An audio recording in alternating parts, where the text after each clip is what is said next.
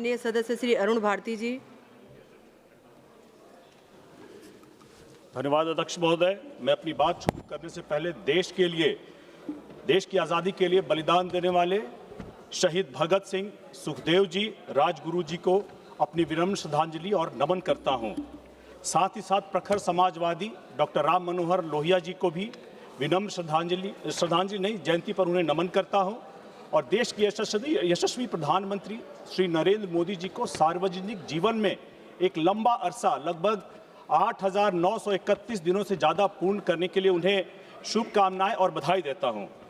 अध्यक्ष महोदया, माननीय वित्त मंत्री और प्रधानमंत्री जी ने यूनियन बजट 2026-27 में देश में युवाओं के लिए और खेल के लिए जो ऐतिहासिक आवंटन खेलो इंडिया मिशन के तहत 924 करोड़ का दिया है, यह सराहनीय है। साथ ही साथ भारत को उच्च गुणवत्ता और किफ़ायती स्पोर्ट्स खेल सामग्री का ग्लोबल हब बनाने के लिए स्पोर्ट्स मैन्युफैक्चरिंग के लिए अलग से 500 करोड़ का आवंटन दिया है। यह भी एक बहुत सराहनीय कदम है।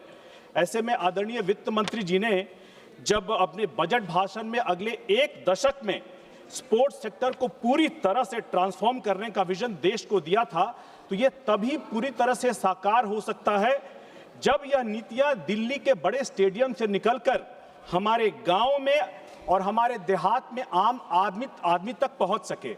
ऐसे में मैं अपने संसदीय क्षेत्र जमुई का ध्यान अपने संसदीय क्षेत्र की तरफ आकर्षित करना चाहता हूं।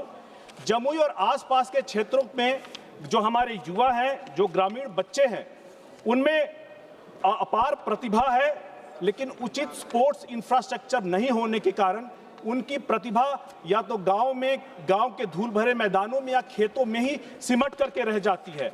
ऐसे में मेरा आग्रह होगा माननीय प्रधानमंत्री जी से और सरकार से और साथ ही साथ खेल मंत्रालय से भी कि जमुई में एक मल्टी स्पोर्ट्स कॉम्प्लेक्स और साथ ही साथ अगर संभव हो तो इंटरनेशनल क्रिकेट स्टेडियम के बारे में अवश्य विचार किया जाना चाहिए।